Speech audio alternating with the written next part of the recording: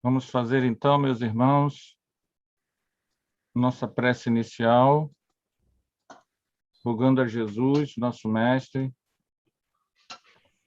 Amado Mestre Jesus, é com alegria que aqui nos encontramos, suplicando suas forças divinas. Permitir que tuas bênçãos possam se derramar sobre nossas casas. Todos aqueles que lutam pela paz, pela fraternidade, pelo amor, possam nos envolver em vibrações fraternais. Ó forças divinas, que nesse estudo, a reflexão, a meditação, possa nos fazer banhar na fraternidade pura, no amor sem fronteiras, na vivência da fraternidade no coração de todos. Ó benfeitores do infinito, em nome da evolução espiritual de todos, abençoa nossa reunião. Trazei as vibrações de paz para nossas casas. Encha nossos corações de amor. Que assim seja. Boa tarde. Boa tarde.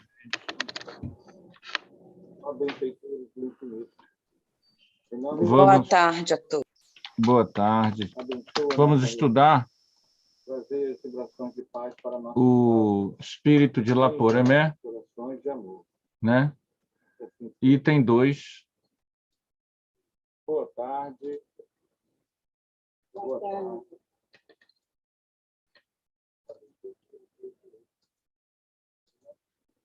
Item 2, né? Então, vamos lá.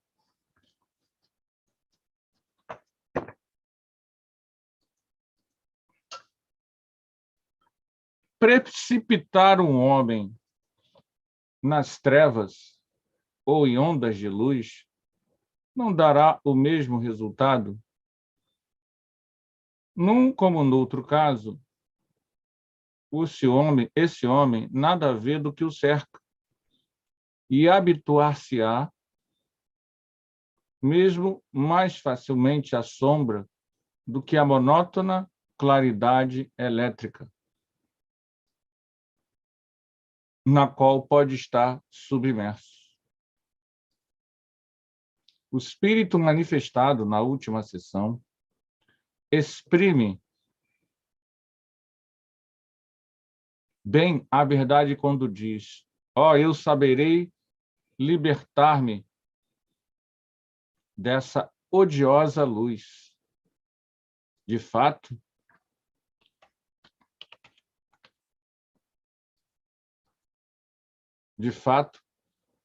essa luz é tanto mais terrível, horrorosa, quanto ela o penetra completamente e lhe devassa os pensamentos mais recônditos. De fato, essa luz... Perdão, gente, eu estou procurando aqui no PDF também. Aí está uma das circunstâncias mais rudes de tal castigo espiritual. Achei. Vou compartilhar aqui.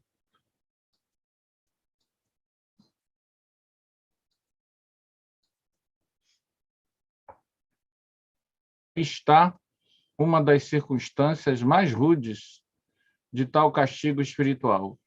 O espírito encontra-se, por assim dizer, na casa de vidro pedida por Sócrates. Disso decorre ainda um ensinamento visto como o que seria alegria e consolo para o sábio. Transforma-se em punição infamante e contínua para o perverso.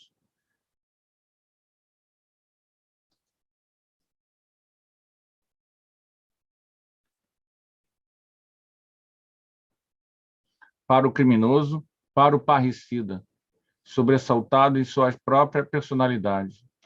Meus filhos, calculai o sofrimento, o terror dos hipócritas, que se compraziam em toda uma existência sinistra a planejar, a combinar os mais hediondos crimes no seu fórum íntimo, com as feras refugiadas do seu antro, e que hoje, expulsas desse covil íntimo, não se podem furtar à investigação dos seus pares.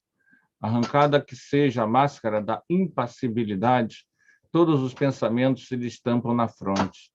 Sim, e além de tudo, nenhum repouso. Nada de asilo para esse formidando criminoso. Todo pensamento mau, e Deus sabe se a sua alma exprime, se lhe trai por fora e por dentro, como impelido por choque elétrico irresistível. Procura esquivar-se à multidão, e a luz odiosa o devassa continuamente. Quer fugir e desanda numa carreira em frene, desesperada, através dos espaços incomensuráveis, e por toda parte a luz, olhares que observam. E corre e voa novamente em busca da sombra, em busca da noite, e sombra e noite não mais existem para ele. Chama pela morte, mas a morte não é mais que palavra sem sentido. E o infeliz foge sempre, a caminho da loucura espiritual.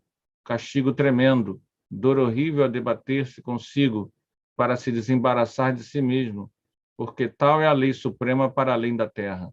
Isto é, o culpado busca por si mesmo o seu mais inexorável castigo. Quanto tempo durará esse estado? Quanto tempo durará esse estado? Quanto tempo? Até o momento em que a vontade, por fim vencida, se curve constrangida pelo remorso, humilhado à fronte altiva ante os espíritos de justiça e ante as suas vítimas apaziguadas. Notai a lógica profunda das leis imutáveis. Com isso, o espírito realizará o que escrevia nesta altaneira comunicação tão clara, tão lúcida, tão desconsoladoramente egoística, comunicação que vos deu na sexta-feira passada, redigindo-a por um ato de sua própria vontade. Eraste. Então, aqui, Erasto, né, nos fala sobre a questão das punições do espírito desencarnado, a pessoa que morreu,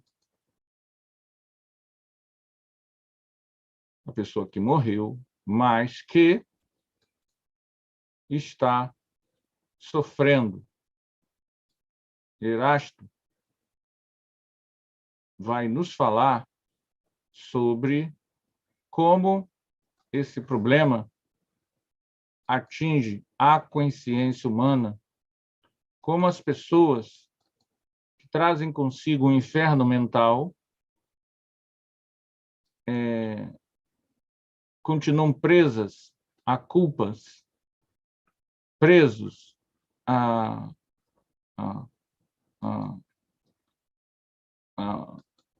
as suas próprias dores, e que mais do que a gente pensar em punições, a gente deve pensar na consciência. A consciência que queima, a consciência que faz com que o indivíduo se sinta mal. Esse talvez seja um dos grandes dramas que as pessoas trazem consigo quando desencarnam, que é você ter a consciência queimando. Vocês querem comentar alguma coisa?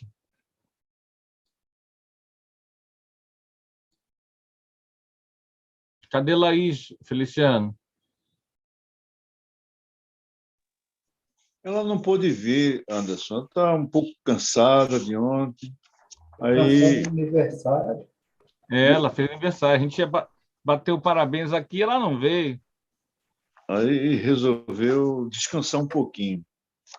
Tá bom. Quer comentar alguma coisa?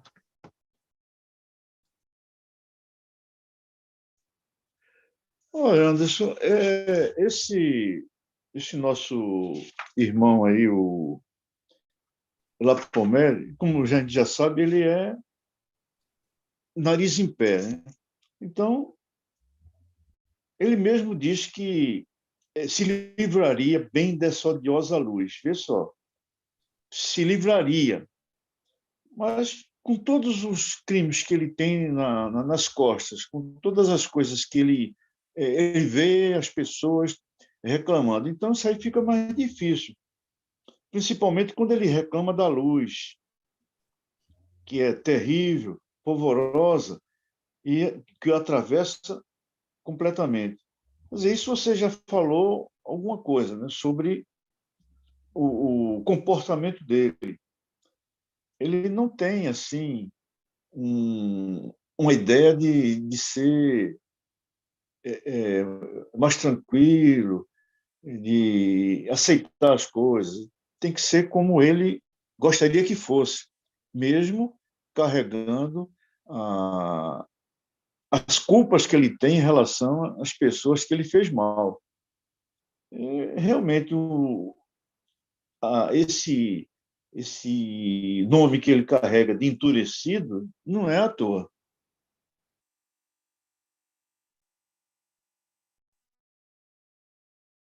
A gente percebe que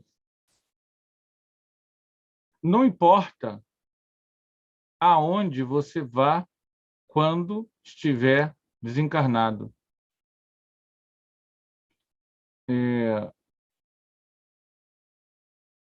Você pode estar num local iluminado ou num local denso.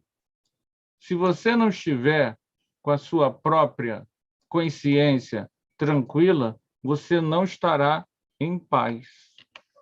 Então, muitos companheiros, ao estudar a doutrina espírita, ficam presos à percepção de que irão para nosso lar, reproduzindo uma antiga visão religiosa que a gente tem na tradição cristã, ou seja, de você ir, desencarnar e ir para algum lugar. Nós temos aqui online, gente, Jaqueline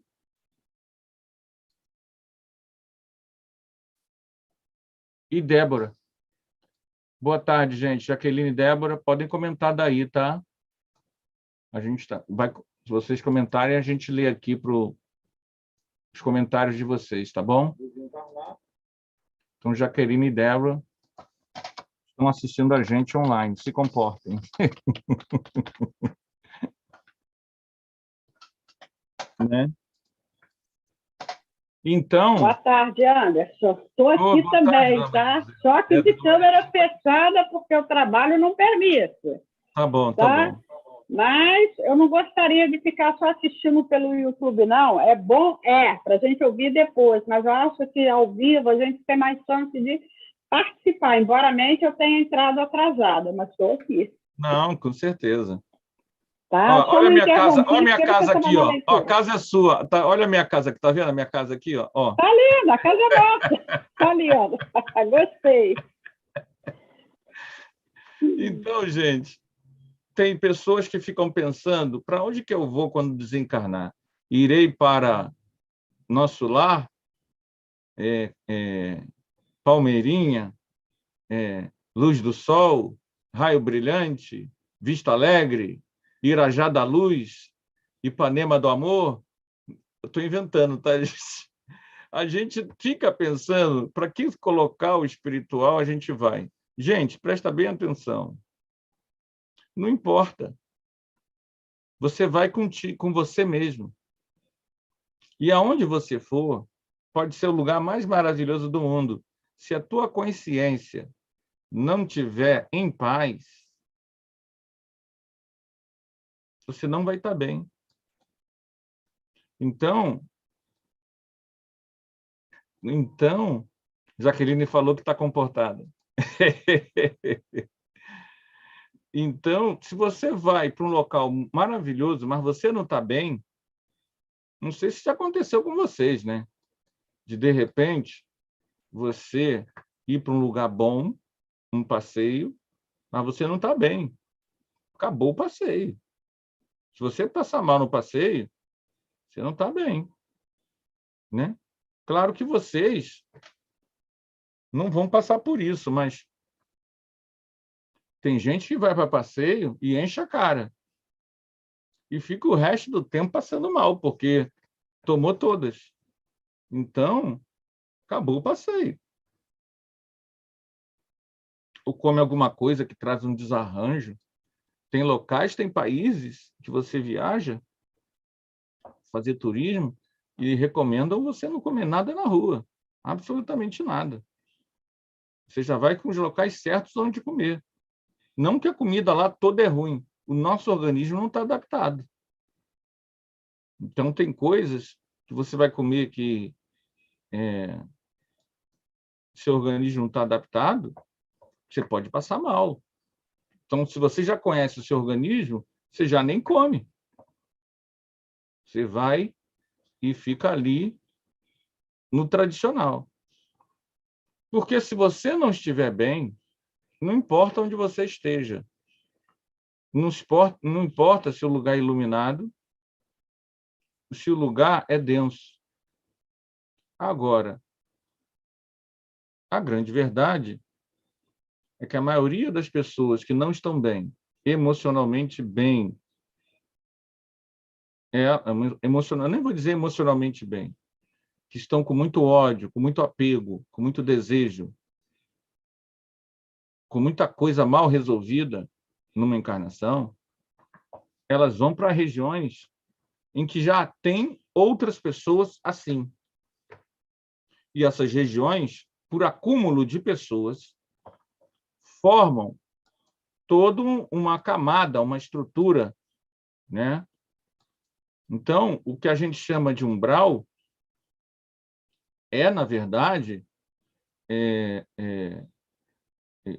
a criação coletiva de várias pessoas enfermas reunidas, porque nós somos co-criadores em plano menor. Nós criamos energia, forma pensamento, e criamos um universo particular. No mundo espiritual, isso é visível. Então, as regiões inferiores do mundo espiritual, elas são vibrações pesadas. Mas, vejam bem, há 1 milhão de anos atrás, o planeta já tinha vulcão, que é pesado. O planeta tinha dimensões mais sutis e dimensões pesadas, porque assim como a gente tem a atmosfera e tem vulcão, o aspecto não físico do planeta precisa de várias densidades para que tenha vida. Só que há 1 milhão de anos atrás, as regiões mais densas do planeta não tinham essa aparência fantasmagórica dos umbrais. Só era um local pesado, vibratoriamente pesado, mas não tinha esse processo dantesco que a gente vê com a clarividência quando observa o mundo espiritual. Por que não tinha? Porque não tinha ser humano lá criando mentalmente medo, culpa, trevas. Eram regiões pesadas, mas naturais. É como você entrar dentro de um vulcão. A paisagem do vulcão é extremamente pesada, mas não tem criação mental. Quem é que faz as criações mentais? A partir do momento que você tem seres humanos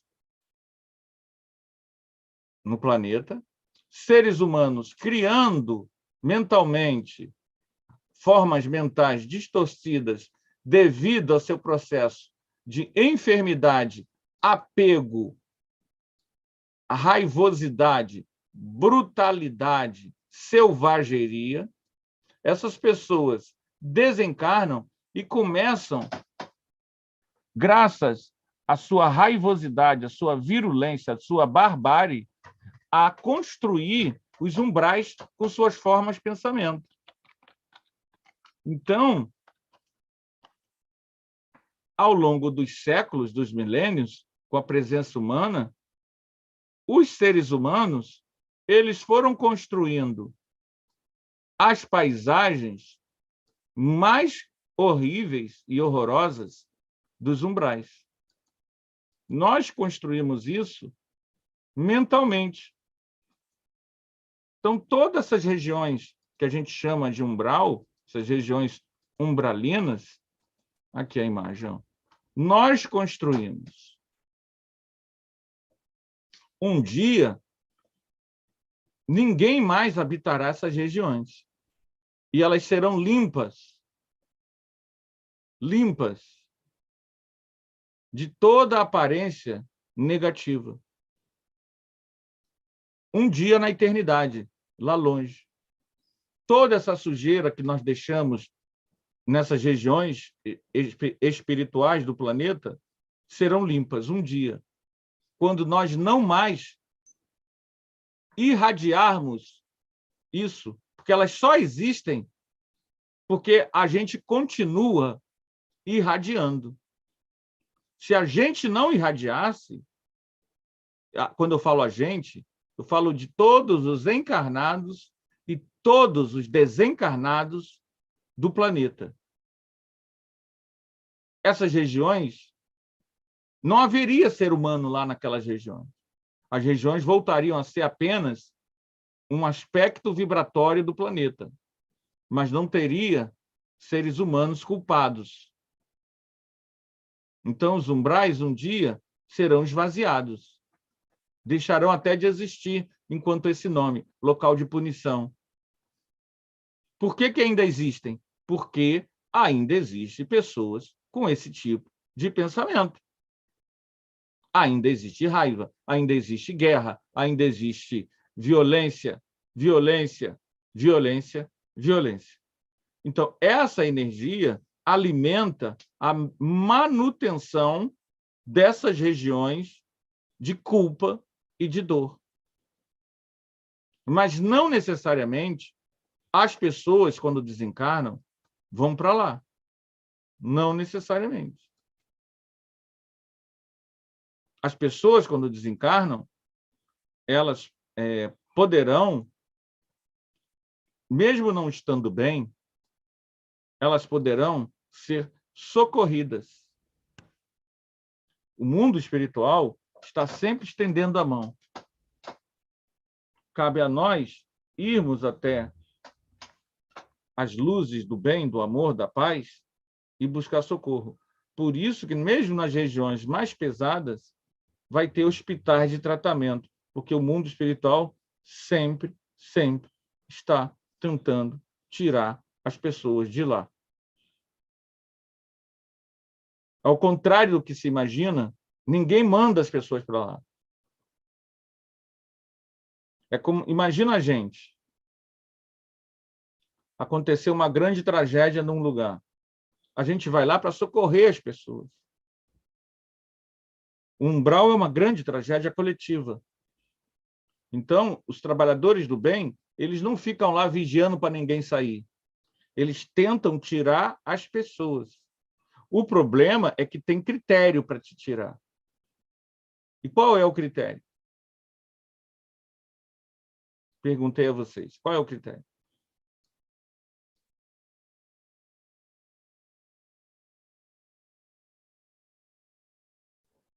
Penso que o fato de estarem aprendendo ou não as lições importantes, da vontade que se percebe neles de serem melhores, acho que esse tipo de coisa, né? Exatamente. Exatamente isso. Quando se percebe que aquele espírito tem condições de se melhorar, de que ele tem algum grau de arrependimento. Tem um livro, eu não me lembro qual, do André Luiz, em que eles tentam André Luiz ora para uma pessoa no resgate. Acho, não tenho certeza, que é Obreiros da Vida Eterna. E aí o mentor fala, olha bem para ele. Ele está desesperado, porque está jogando. André Luiz está na Casa Transitória de Fabiano de Cristo, que é uma organização do mundo espiritual que atua nas regiões umbralinas. Há várias organizações assim. Ela é bem interessante. Por que ela é interessante, gente? Vocês sabem? Sabe, Ivone? Ivone está indo para lá. Estava aqui pensando. Sabe por que ela é interessante, gente? Alguém sabe? Deixa eu olhar aqui o YouTube. O Lucas também está aí. Boa tarde, Lucas. Depois tem que te adicionar, Lucas, no nosso WhatsApp, dos links do Zoom, para você entrar direto aqui na gente, se você quiser. A casa transitória é interessante, gente, porque ela não é fixa. Imagine um castelo voador. Imenso castelo de luz voador. Então, esse castelo voador, ele viaja por todo o planeta, nas regiões umbralinas. Sempre que tem socorro iminente para acontecer, eles vão para aquela região umbralina. Aí acontecem tempestades, limpezas, uma verdadeira catástrofe, que, na verdade, é uma limpeza dessas formas mentais. E aí, eles recolhem os espíritos que, porventura, possam ter alguma esperança de serem recolhidos. Então, a casa transitória, ela é uma espécie de castelo voador no mundo espiritual, nas regiões inferiores, que vai de local para local, sempre em missão de socorrer, né? e amparar, né? Certas regiões. Então, ele não é fixo. Entende? A casa transitória, ele não é fixo. Eu achei aqui na internet uma imagem de desenho animado, mas essas imagens, às vezes, gente, por incrível que pareça, elas podem dar para a gente uma ideia. Deixa eu ver aqui.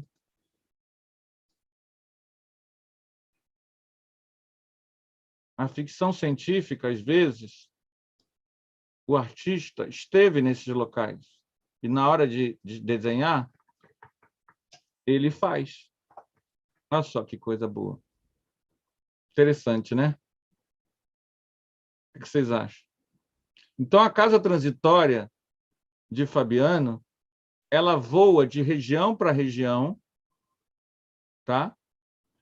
E sempre dentro de um planejamento. Há um planejamento, né? Nesse planejamento, eles param numa região que vai ter limpeza, que vai ter um apocalipse astral, né?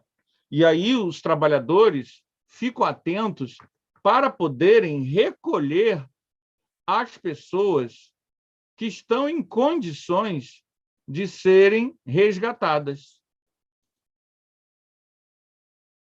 Entende?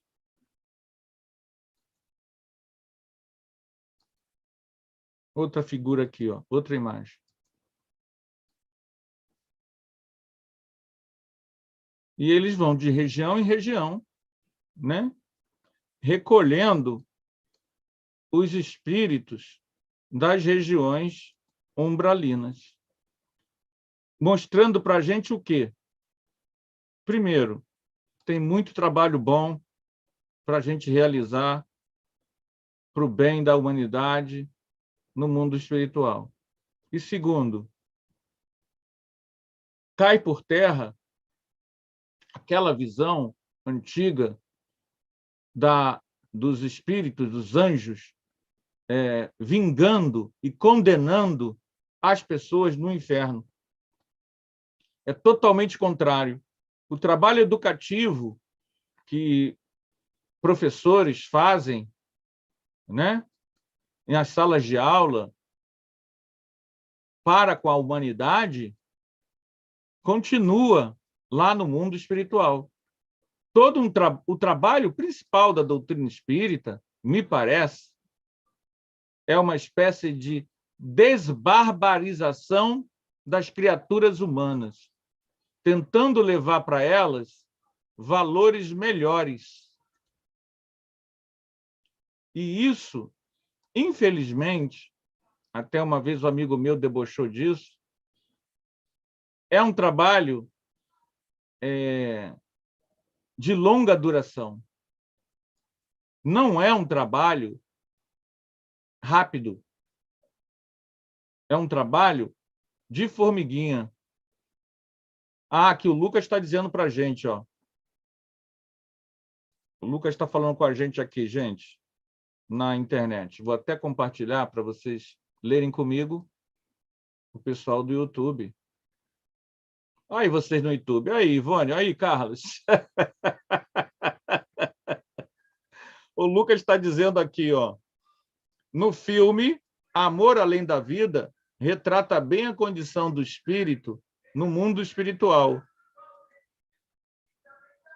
Aí ele comenta, criação de lugar feliz ou umbralino.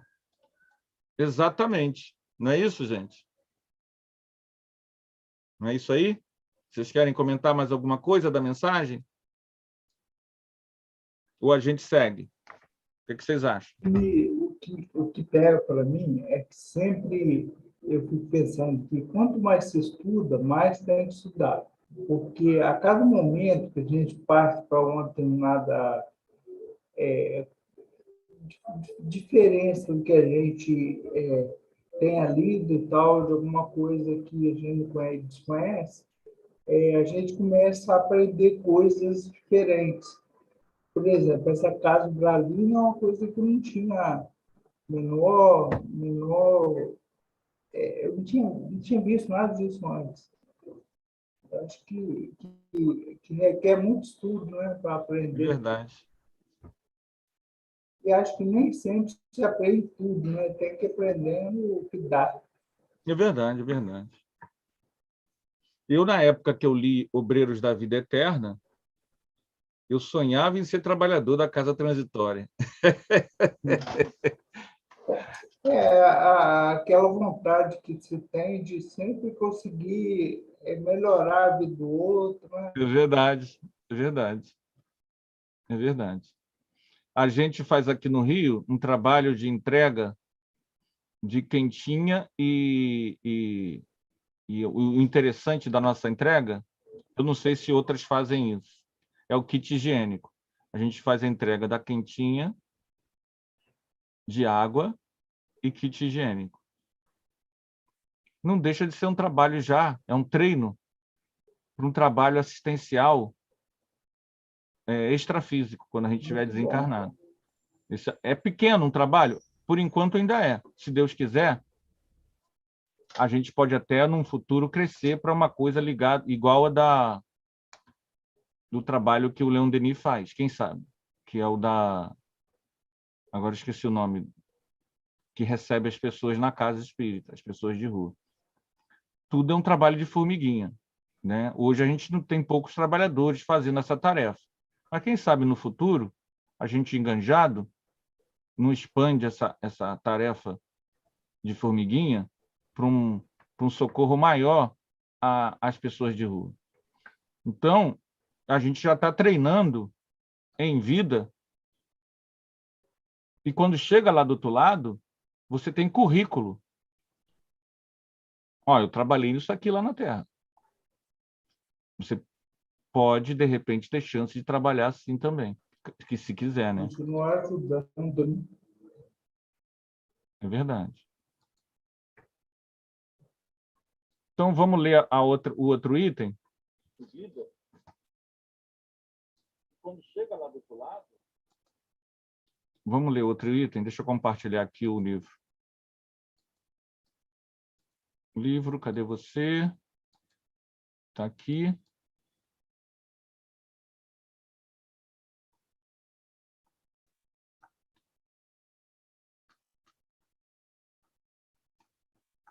Por isso que, independente de ser luz ou trevas, para ele, Laporemé, não está bom, porque ele não está bem, né? A justiça humana não faz distinção de individualidades quanto aos seres que castiga, medindo o crime pelo próprio crime. Fere indistintamente os infratores, e a mesma pena atinge o paciente sem distinção de sexo, qualquer que seja a sua educação. De modo diverso, procede a justiça divina, cujas punições correspondem ao progresso dos seres às quais elas são infligidas. Igualdade de crime não importa de fato.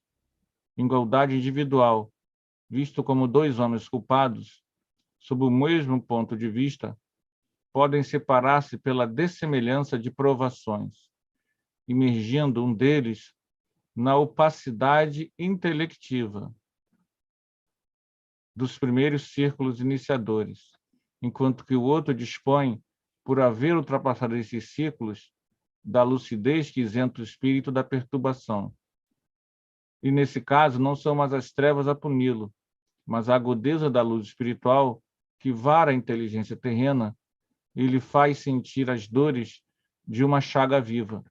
Os seres desencarnados que presenciam a representação material dos seus crimes sofrem um choque da eletricidade física, padecem pelos sentidos, e aqueles que pelo espírito estejam desmaterializados sofrem uma dor muito superior que lhes aniquila, por assim dizer, em seus amargores, a lembrança dos fatos, deixando subsistir a noção de suas respectivas causas.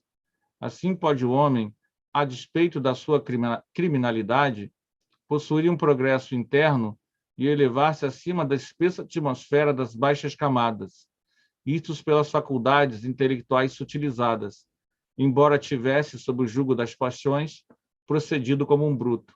A ausência de ponderação, o desequilíbrio entre o progresso moral e intelectual produzem essas tão frequentes anomalias nas épocas de materialismo e transição. A luz que tortura o espírito é, portanto, precisamente, o raio espiritual inundando de claridade os secretos recessos do seu orgulho e descobrindo-lhe a inanidade do seu fragmentário ser.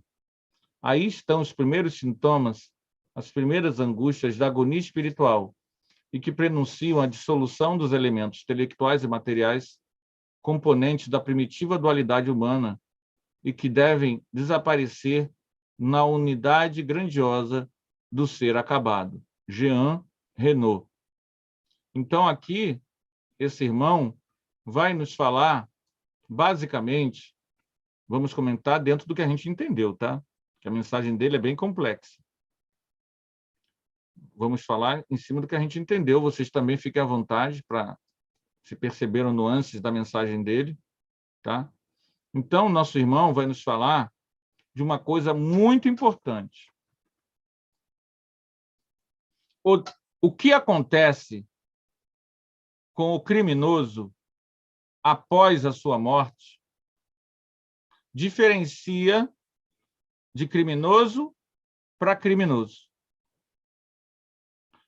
Então, pegando 3 pessoas que cometeram o mesmo crime, quando essas 3 pessoas desencarnam, elas poderão ter experiências no mundo espiritual completamente diferentes. Então, um poderá ter a perseguição daqueles a quem ele fez mal. Outros espíritos que não lhe querem bem o perseguem incessantemente. Outro poderá ficar revendo o seu crime como se tivesse num loop.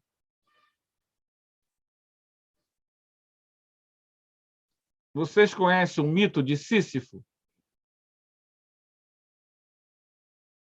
Não? É como se a pessoa ficasse no mito de Sísifo. Como vocês não conhecem, eu vou tentar achar aqui rapidinho um resuminho dele para a gente compartilhar e eu vou ler para vocês pulando.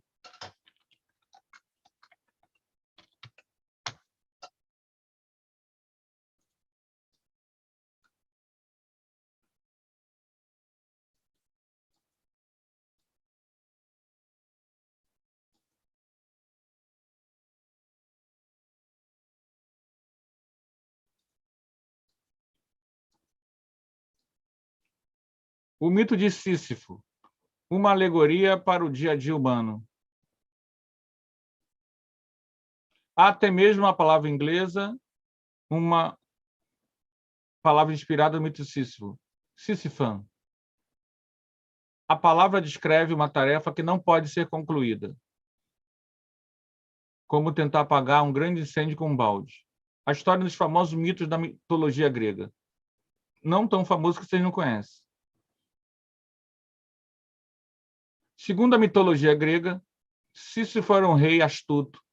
Zeus, então, furioso por ele ter quebrado a xenia, a hospitalidade. Na antiguidade tinha muito isso, né? Era difícil viajar de um lugar para o outro.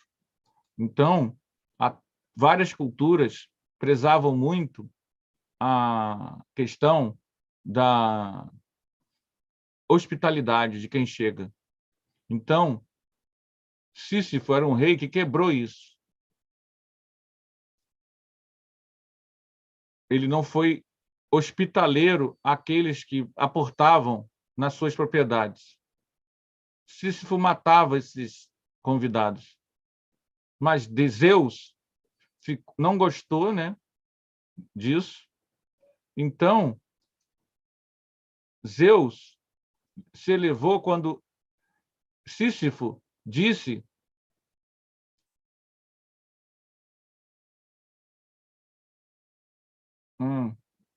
Então Zeus mandou a morte, chamada Thanatos, buscar Sísifo. Mas Sísifo fugiu. Perdão. Sísifo fingiu ter curiosidade para saber como as correntes de Thanatos, a morte, funcionavam. Ao demonstrar, Thanatos demonstra para ele, o rei deu a volta por cima e aprisionou a própria morte. Mas Ares, o deus da guerra, libertou a morte. Já com que ela presa, ninguém mais podia morrer. Thanatos, então, correu para cumprir sua tarefa, levando Sísifo para o submundo. Na Grécia Antiga, é onde ficavam todos os mortos. Mas o rei pediu que, ao morrer, sua esposa jogasse seu corpo em praça pública. Quando sua alma chegou ao submundo,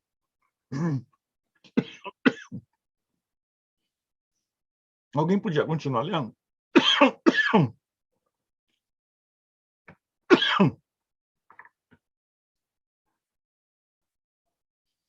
Disse para a deusa Perséfone que sua esposa não lhe deu um enterro digno. A deusa, então, permitiu que o malandro do Sísifo, né, voltasse para o mundo dos vivos para se vingar. Desde que ele voltasse. Sísifo viveu, então, uma longa vida, mas foi levado ao mundo dos mortos. Como punição pela sua malandragem, né? Zeus obrigou... Oi, Carlos. Deixa eu ler para você. Aqui, lê esse finalzinho aqui, ó. Zeus o obrigou a rolar uma pedra enorme em montanha acima, mas sempre que ele aproximava do topo, a pedra rolava para baixo novamente. Ele ficava eternamente preso nesse ciclo. É essa a história. Essa parte final eu até já tinha ouvido falar. Final. Que o mito é esse. Ele rola a pedra morro acima E aí, volta tudo de novo. Todo trabalho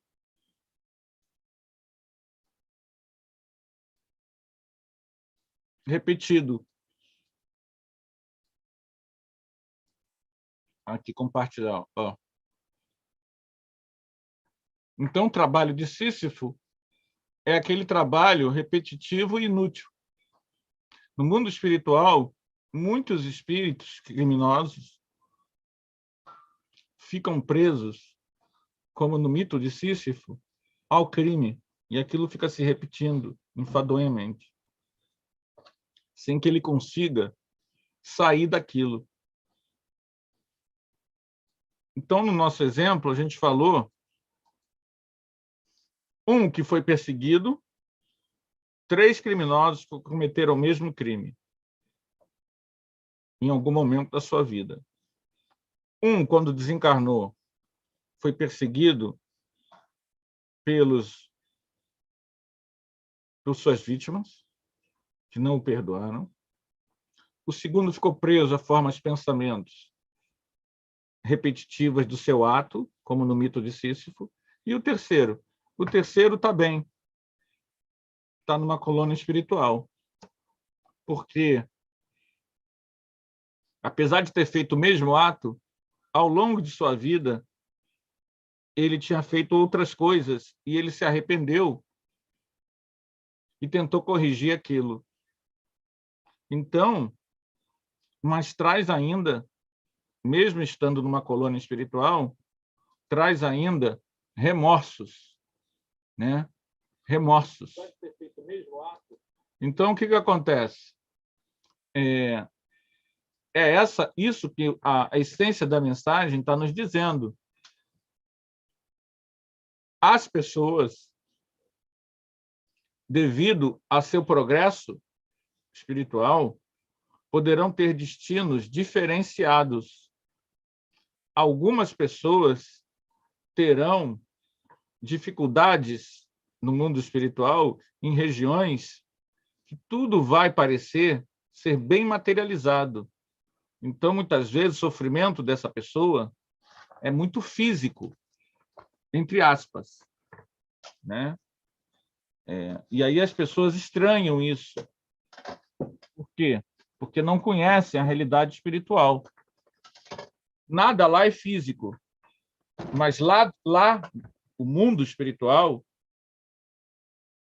apesar de não ser físico e ter outras propriedades, o mundo espiritual é matéria. E como matéria, há matérias de outros planos vibratórios, a qual o desencarnado interage.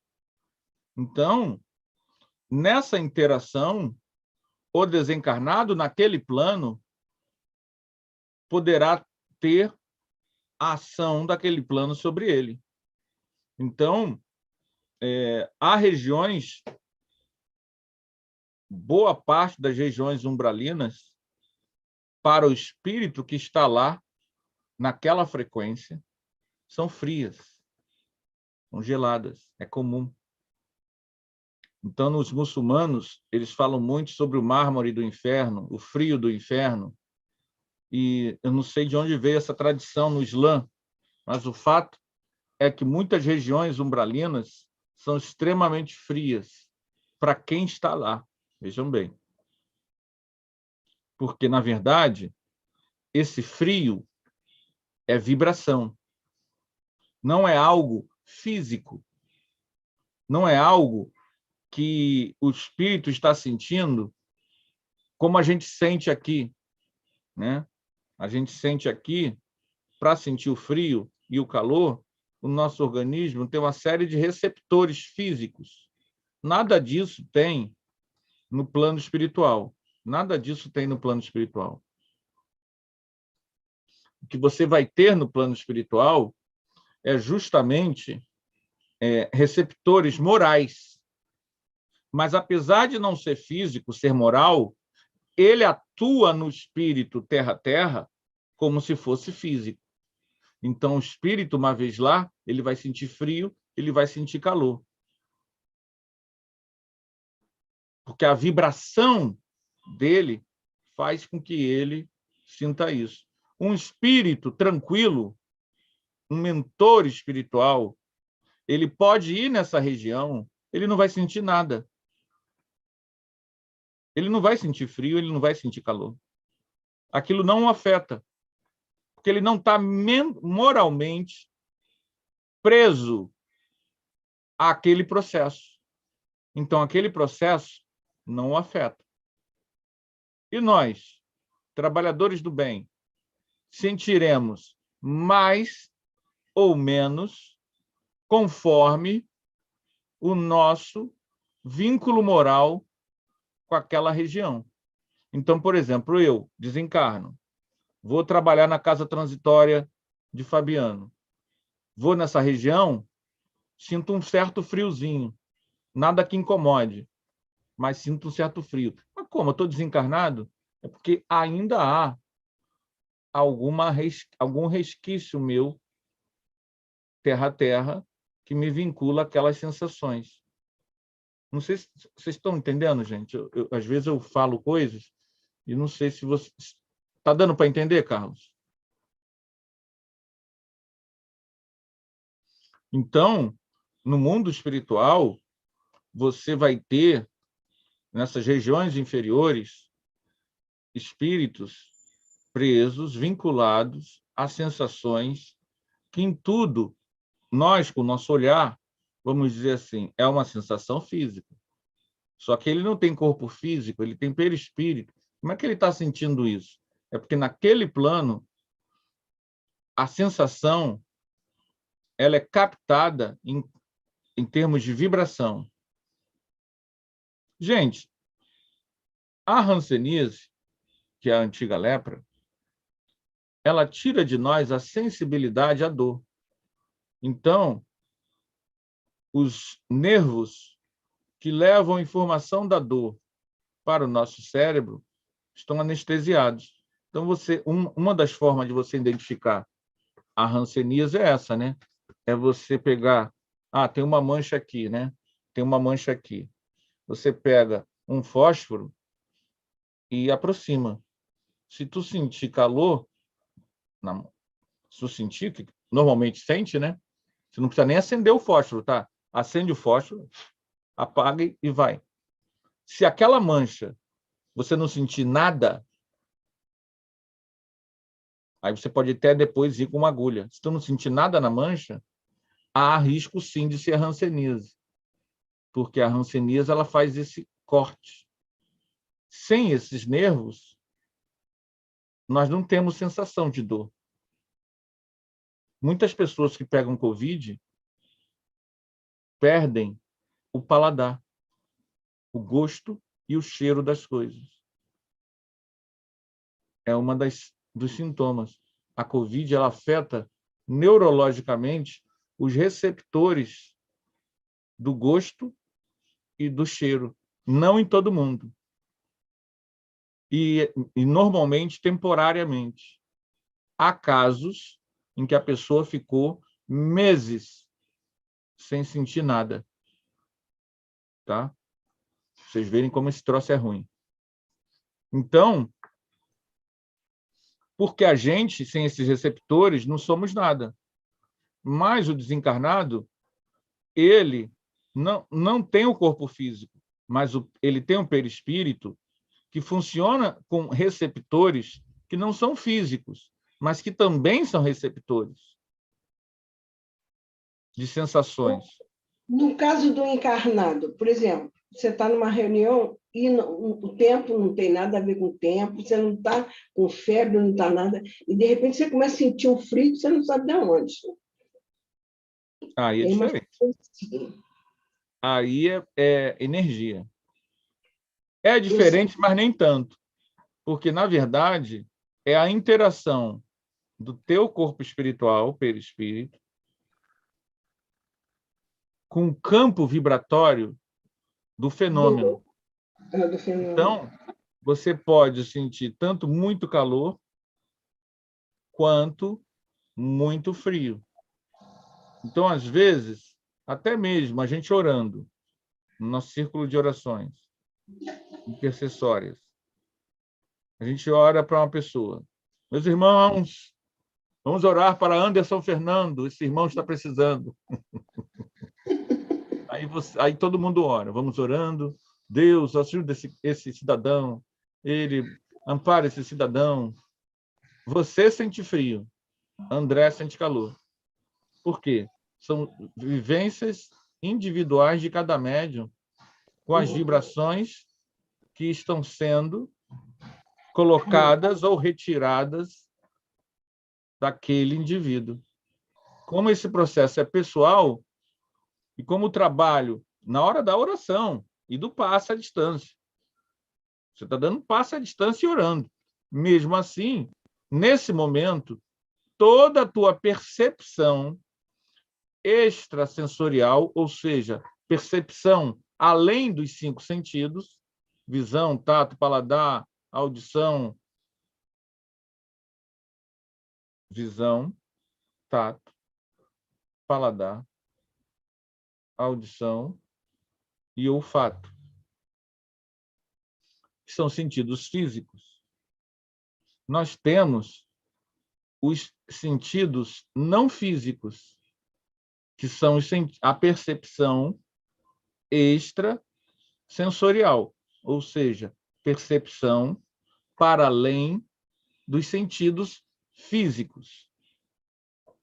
Quando nós estamos numa reunião de vibração ou de preces à distância, ou numa reunião mediúnica, ou simplesmente orando num templo, ou mesmo orando na nossa casa, ou um culto do Evangelho na hora da oração, você sente, você interage, o nosso perispírito se expande e nós começamos a entrar no mundo dos outros sentidos. É a percepção extrasensorial. Nossas forças anímicas, forças da nossa alma, do nosso perispírito, se expandem. E aí nós teremos sensações de frio e calor, dependendo das vibrações e do que está sendo feito energeticamente. Não é igual para cada pessoa. Cada pessoa vai ter sensações diferentes. Mas, apesar de eu ter dito que é diferente, na verdade é igual. Essas sensações são, de alguma forma, similar às sensações que o desencarnado tem no mundo espiritual, quando interage com essas regiões. Há outros receptores para além do mundo físico, no perispírito, que obedece a um fator moral. Por isso que, mesmo que um espírito cometa o mesmo crime, as punições, entre aspas, são diferenciadas e não é influenciado pelo nosso gosto ou querer. Não sou eu que determino, nem você. Acontece simplesmente, porque é a consciência de cada um. O Espírito está nos dizendo, nessa mensagem, que é uma mensagem bem intelectual, que o Espírito, quanto mais conhecimento tem, mais discernimento tem, mais o processo dele será consciencial.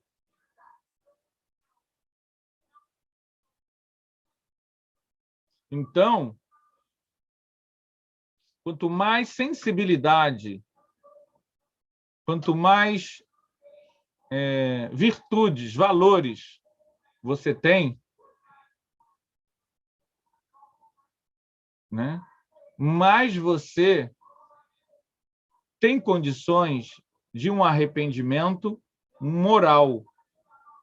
Estou falando de coisas menos graves, né, gente?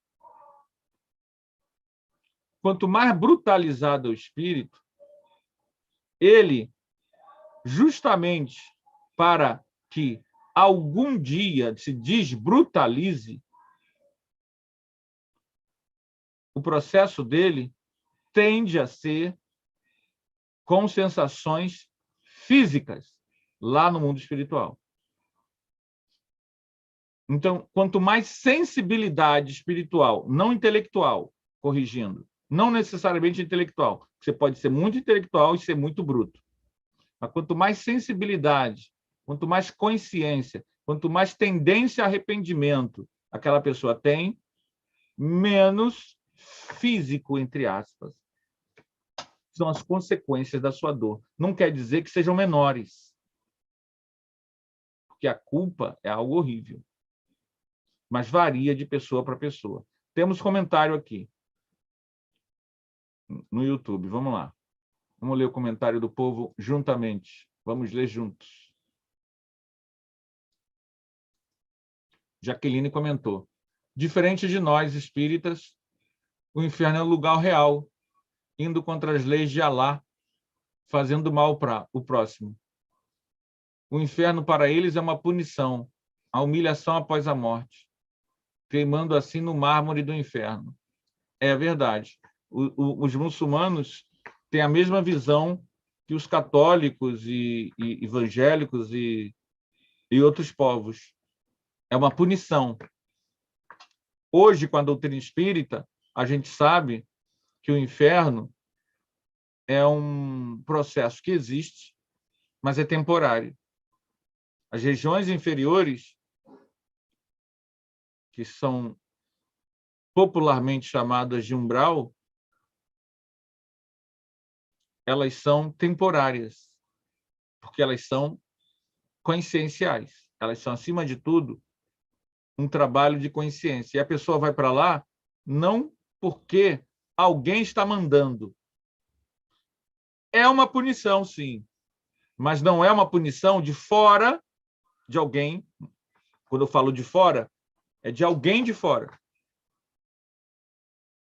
Um policial, um juiz. Não. É um processo íntimo, do qual a pessoa não escapa, porque está ligado à consciência dela. Então, os espíritos, quando foram perguntados aonde está o árbitro disso, como é que se arbitra isso? É num livro sagrado imenso, que São Pedro vai abrir e vai olhar nossos atos? Não. Na consciência. A consciência. A nossa consciência espiritual, como filhos de Deus que somos, A coisa é de dentro para fora, né? No caso, o castigo que eles falam é nós mesmos que provocamos, de dentro para fora. A gente leva um inferno para o outro lado, quando sai. Exatamente. Tem um caso do livro do Luiz Sérgio, um dos livros de Luiz Sérgio, que o Luiz Sérgio, para quem não conhece, é um espírito desencarnado que, como André Luiz, psicografou vários livros.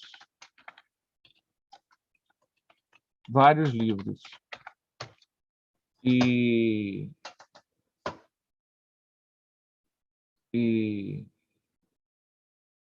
num dos livros dele, que eu não lembro agora qual, vou compartilhar aqui a página do Google com a busca para Luiz Sérgio. Está aqui o Luiz Sérgio. Tá, ele morreu num acidente de automóvel. Tá, aqui estão os pais dele. Ó. E ele escreveu vários livros. Aqui tem alguns. Ó. Na Hora do Adeus, O Mundo que Encontrei, Lírios Colhidos, Deixe-me Viver, Dois Mundos Tão Meus. Eu li os primeiros. Aqui, ó. Esse eu li, Novas Mensagens. Esse aqui também eu li, O Mundo que eu Encontrei também. E ele, eu acho que até hoje, Deixe-me Viver também eu li. Então, Luiz Sérgio, num dos livros dele, ele desencarnado, fazendo parte de uma equipe espiritual, jovem, ele desencarnou jovem, com 22, 23 anos, por aí, não lembro agora direito, depois a gente pode ver.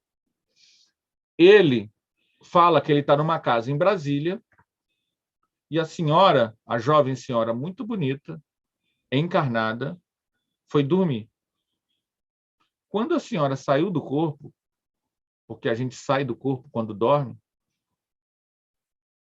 todo mundo, quando dorme, desprende. Quando ela desprendeu totalmente deformada. Aí ele viu aquela moça muito bonita, indo dormir, mas quando ela saiu, o corpo espiritual dela era todo distorcido. Ele narra como se fosse uma daquelas bruxas de conto de fada. E aí ele pergunta ao mentor, né? Como é que pode isso? E aí o que o mentor explicou para ele? Aquela é a aparência que ela constrói no íntimo. O perispírito dela, devido às ações dela, às atitudes, faz com que ela, ao sair do corpo, fique assim toda desgrenhada, com essa aparência é a aparência da alma. Então, ela, na verdade, isso explica para a gente, muitas vezes, até o que eu falei ontem, na palestra ontem no Arautos. A gente constrói o umbral, a nossa aparência espiritual, eu construo agora. Então, você pode ter uma aparência física impecável, mas espiritualmente, teu corpo espiritual é deformado. Daí a necessidade de construirmos o céu agora. A verdadeira beleza é a da alma. É porque você vê, às vezes, pessoas muito bonitas fisicamente, mas você acha uma coisa estranha elas são esquisitas, tem umas conversas estranhas, pessoas mesmo esquisitas, que não se dá com A, com B. Engraçado, e fisicamente são bonitas, É. mas internamente...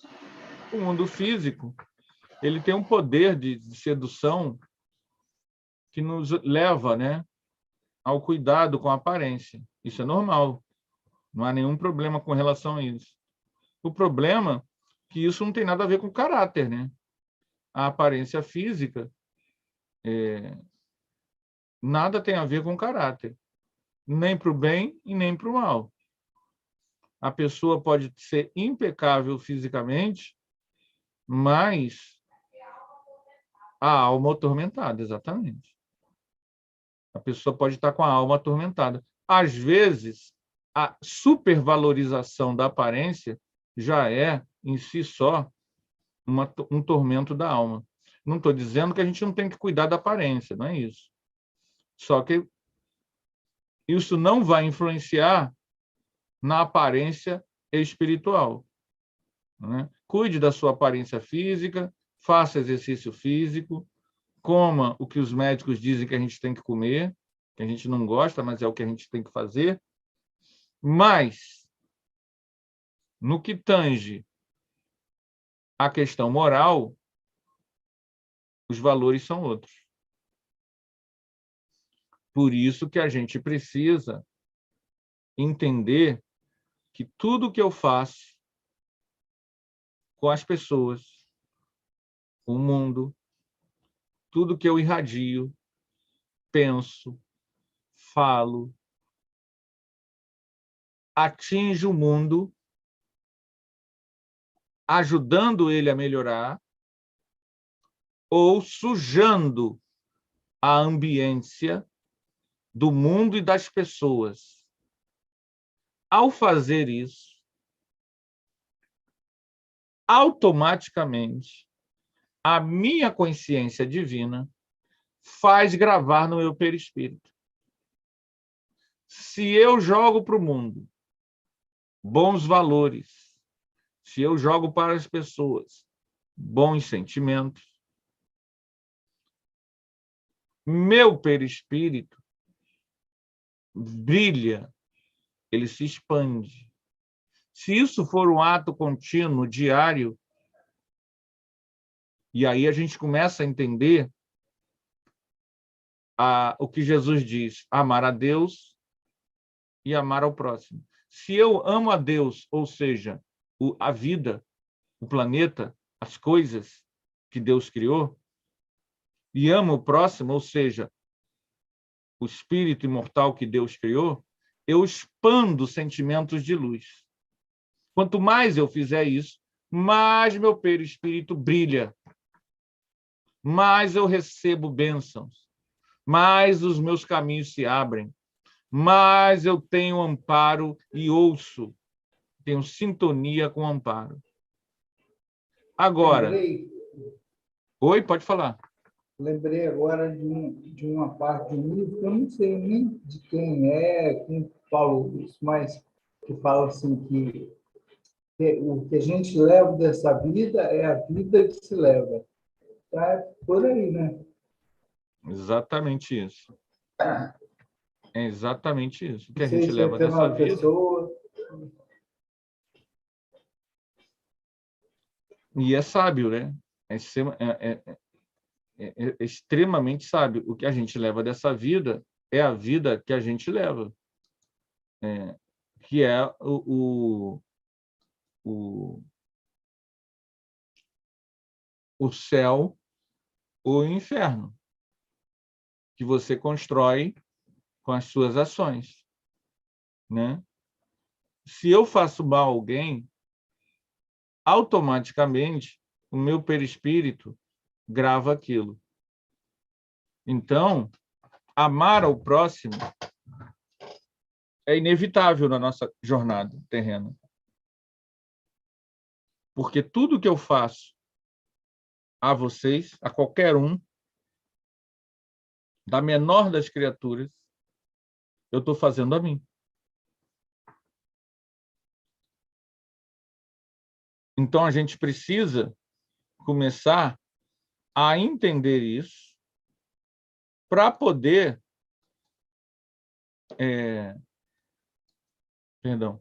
A gente precisa entender isso para poder ultrapassar essas coisas. Não ficar mais preso a isso. Para quem não conhece nada disso, dá a impressão...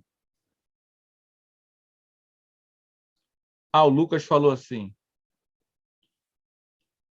Lucas comentou. Para poder... Achei que a nossa aparência era ligada à imagem residual... Deixa eu compartilhar aqui com vocês. Bem interessante o que ele falou. Achei que a nossa aparência era ligada à imagem residual que carregamos na mente. É isso mesmo, Lucas. É isso mesmo. A nossa aparência, quando eu saio do corpo, está ligada à imagem residual que a gente traz da mente. Então, na maioria das vezes, nós teremos a aparência que nós mantemos como memória residual da mente. É verdade isso. Você tem razão. Isso acontece na maioria das vezes. Só não acontece quando há, por exemplo, se houver muita virtude da pessoa. A pessoa é muito amorosa. Mas, veja bem, ela não é boazinha, a gente é bonzinho. A gente dá bom dia ao vizinho e dá um pão a quem pede. E a gente já se acha o máximo da caridade. Não é disso que eu estou falando. Falando das pessoas verdadeiramente amorosas.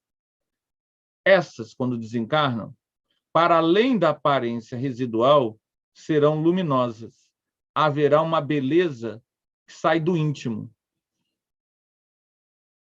Então, elas terão aparência residual, que elas tiveram da última vida, mas, para além disso, é como se elas tivessem passado por um salão de beleza e elas vão começar a irradiar uma vibração de luz que elas não, sabe, elas não vão, simplesmente, elas vão irradiar isso.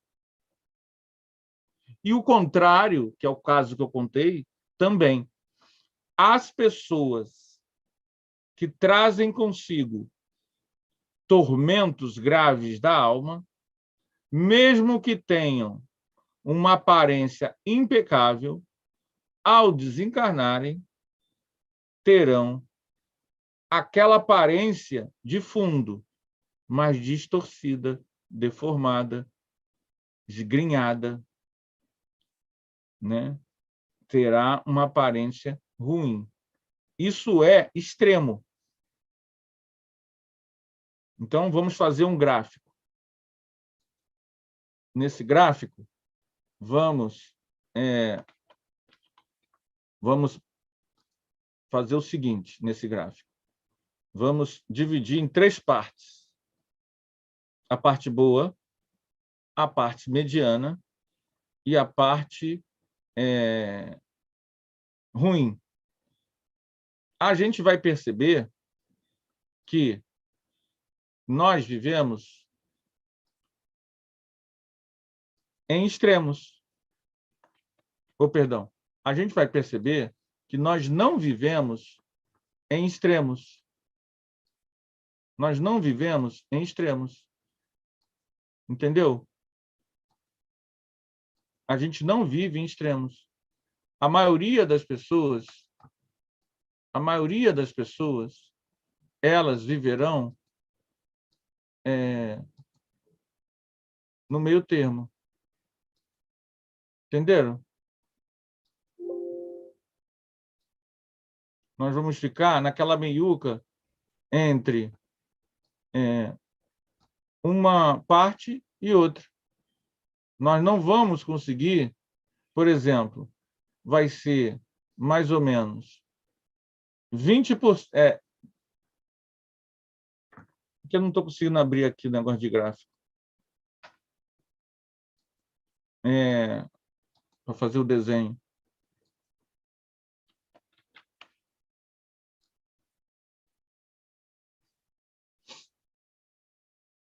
Deixa eu fazer aqui.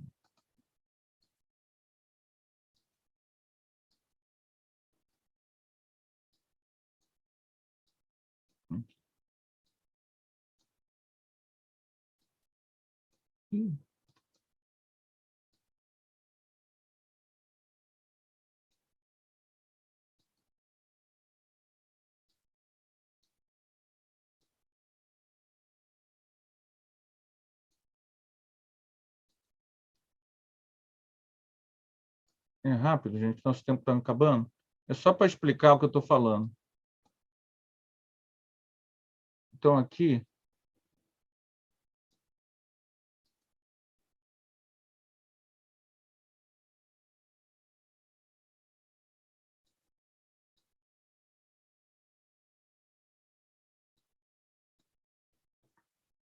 Você vai ter as pessoas que vão ter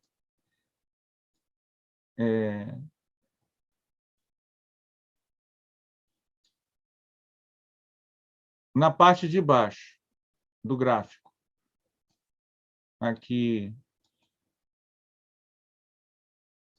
a parte preta, uma parte que, ao desencarnar, vai ter o perispírito ainda muito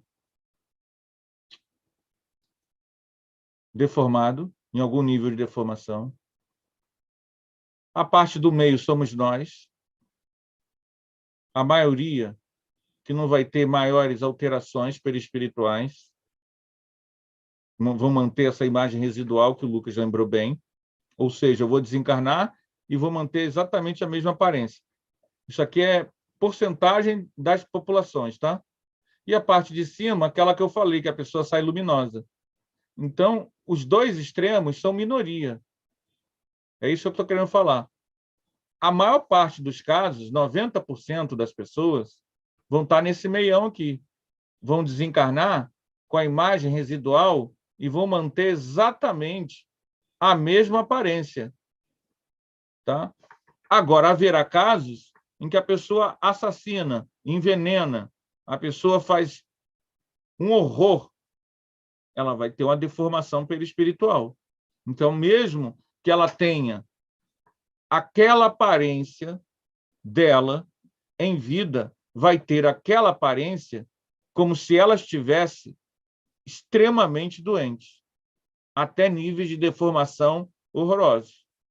A aparência dela, você até lembra que aquela pessoa foi Miss Universo, foi fulana de tal, mas ela hoje está horrorosa. Por quê? Porque ela, ao longo da vida, matou, assassinou, envenenou, torturou. Então, ela deformou perispiritualmente. Ela não consegue mudar essa aparência. Não sei se ficou claro, mas é isso aí. Tá bom, gente? Então, realmente... E outra coisa, às vezes o espírito desencarnado, umbralino, ele até consegue botar uma aparência temporária bonita, mas não dura muito tempo. Ele faz aquilo para vampirizar os outros. Então, às vezes, ele pode zombar das pessoas, mas aquilo é mentirinha. É uma imagem... Ele pode, Anderson, ele pode também usar, como você acabou de falar, a aparência para enganar, né? Tem esses espíritos zombeteiros, vêm com uma aparência, mas no fundo ele se mostra assim, se apresenta assim, mas tem uma deformidade no espírito, né? Só para te enganar, né? Isso. Outra coisa também, e eles quem não é mantêm... usuário de droga também não tem a deformação no perispírito? Quanto mais usa, mais vai deformando. O problema do usuário de drogas é que ele não é má pessoa, ele é ignorante. Então, aquela aparência é, na verdade, uma aparência da pessoa doente. Não, a aparência de uma pessoa doente. Enquanto ele estiver viciado, desencarnado, ele vai ter aparência, ele não vai estar deformado, ele não vira um monstro perispiritual, porque ele não tem um problema moral, ele não é mau. Ele vai ter uma aparência que muitas vezes é aquela que ele tinha em vida antes de morrer, ou seja, de uma pessoa doente. Entende, gente, a diferença? Pessoa doente, sem força, sem cor, com olheiras, né? Cansada, raquítica, esquelética, mas com aparência humana. É diferente porque ele está doente, mas não fica, dificilmente ele fica com a aparência da época mais saudável. Tem cantores aí, por aí, não vamos citar nomes, que você pode ver a aparência deles quando eles eram saudáveis e depois que eles caíram no vício. Dá para ver a degradação física da aparência da pessoa. É o que acontece no mundo espiritual. Mas é temporário. Assim que essa pessoa consegue se recuperar, né, nesses locais de tratamento lá no mundo espiritual, que o Luiz Sérgio fala muito sobre drogas, então o Luiz Sérgio vai citar inúmeras colônias, hospitais, locais de tratamento para viciados desencarnados. Assim que essa pessoa se recupera, a aparência dele vai se embelezando. É uma tendência natural. Outra coisa também, já que estamos falando de aparência. Se você vê a sua mãe desencarnada, sua mãe desencarnou com 88 anos, aí você tem um sonho, a sua mãe está rejuvenescida, isso é um bom sinal. Porque a tendência da pessoa que está bem no mundo espiritual é rejuvenescer. A gente, geralmente, a imagem residual, que o Lucas falou para a gente também, a gente fica com aquela imagem residual entre 27 e 38 anos. É normal isso. Você não precisa nem querer ficar assim. É uma tendência natural da pessoa que está bem, dela voltar para essa aparência entre 27 e 38 anos. Se ela está bem, se ela tem um razoável controle perispiritual de si, ela pode mudar essa aparência. Ela pode ficar, não, eu quero ficar com essa aparência de idoso mesmo. Ela pode. Se ela não fizer nada e ela estiver bem, a tendência natural do perispírito é um rejuvenescimento. Se ele, não, eu desencarnei dentro da senzala com 89 anos. E pela primeira vez, eu estou inventando, tá? E pela primeira vez, eu desencarnei e não fui para o umbral. Eu quero manter essa minha aparência de escravo de 89 anos, a qual eu sou grato. Ele mantém. Porque ele tem capacidade para isso. Já nas regiões inferiores, o vampirizador, ele pode, com alguma habilidade, não é qualquer um, ele pode mudar a aparência, mas ele não mantém ela por muito tempo. Porque aquilo ali, ele não tem condições de manter. Ele vai fazer isso para vampirizar a pessoa que está fora do corpo, dormindo. Qual é a técnica para você acabar com isso? Olha nos olhos dele. É só olhar nos olhos dele que ele não consegue manter, ele desvia. Desviou, não é sua avó. Não é sua namorada desencarnada. Não é a Bruna Lombardi. Desviou o olhar. Tem chibugo na trilha.